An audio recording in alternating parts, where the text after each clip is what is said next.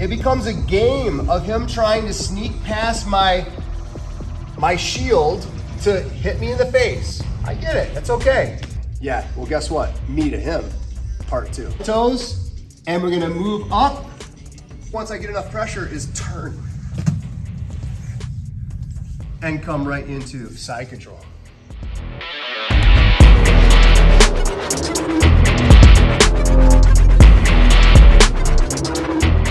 Yeah. So very good. So this is again, step 1, but I'm gonna tighten up one little modification here that Master Rickson really spoke about in it, and you are already onto it because fortunately I'd heard that tip a long time ago, and so I already see you guys doing it. But to tighten it up a little bit more, the goal in everything is to stay relaxed, whether you're being attacked or whether you're attacking. We want to stay in a state of relaxation, calmness, and feel good.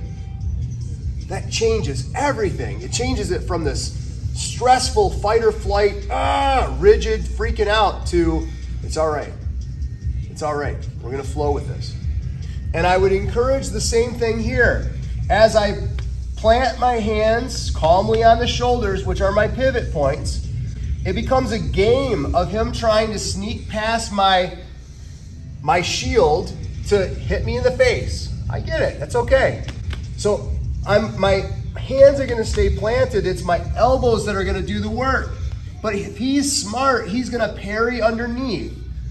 Now, I can try to block it this way, but if he can also back fist me in the face. So once he gets past that, I abandon that and I simply swim back in. No stress. I don't need to work extra hard by, I'm gonna pin it here, I got you. Then he punches me straight in the mouth. No, I'm letting it go. He got past it, so that's okay, let it go. And come back in and swim back in. Elbows here, elbows flared, elbows here, elbow here. He got past it, I swim in. It's okay, let it go. It's too much work to go back after it again. We don't even need it. Just swim in and then reframe again. Does that make sense? Awesome, awesome. And relaxed, breathing all the time. Breathing, breathing. Look at my hands. Look at my hands should not even have to be gripping. Here.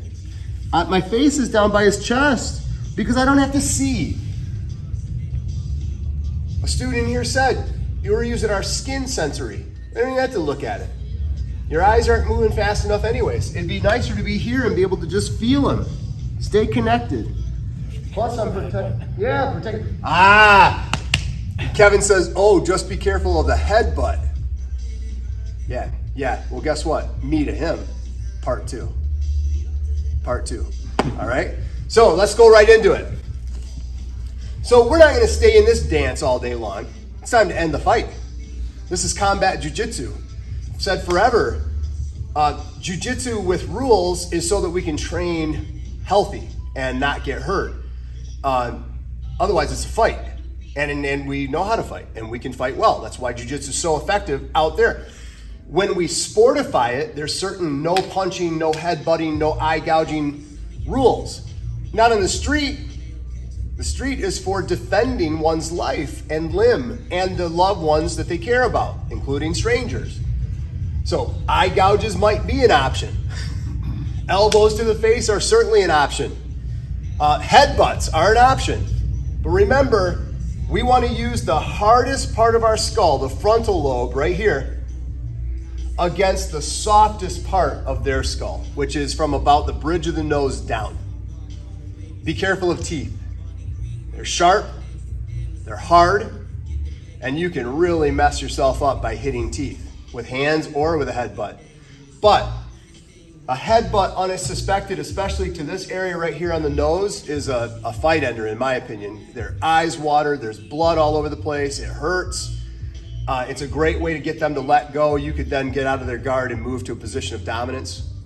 So how do we get there? So from here, we're protecting and guarding, but what we're gonna do is we're gonna get active on our toes, dead toes, live toes, and we're gonna move up And I'm gonna start the pyramid a little bit more, and to simulate this headbutt, remember I'm using this part of my hardest part of my skull, not on the hardest part of their skull.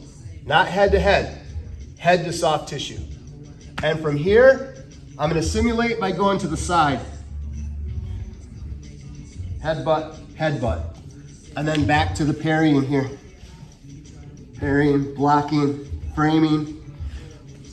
Headbutt, headbutt. And we're gonna do that for a little bit, then we're gonna switch. And that's part 2 of a multi-part. All right, so the stack. So this is the third block. And I think you're really gonna love this because it's the way out of their guard and the way to a position of dominance, mount, side control.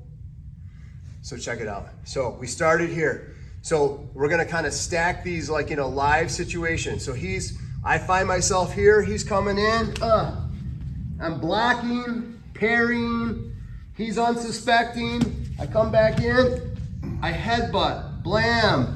Or maybe he knows jiu-jitsu and he's playing an active guard in distance management and I can't get a headbutt. So check it out. From here, we're gonna do a standing guard pass with pressure. Watch. So from here, come in and immediately I push and squeeze with my thighs. Now, this is exaggerated. My hands out here is exaggerated because I'm trying to show that I don't need my hands for the pressure. But I should be using my hands to help the efficiency of this pass. The mechanics of the pressure and the pass, and the reason why even if he grabs my ankles, do it, and he tries pushing me down, is because I'm laying into him. The reason this is gonna be so efficient is because all I have to do once I get enough pressure is turn and come right into side control. It's a great little trifecta combo though for combat jiu-jitsu. Punch, block, headbutt, stand up, lots of pressure. It throws their legs aside. You land right in side control or on mount, or they roll, take their backs. Let's do it.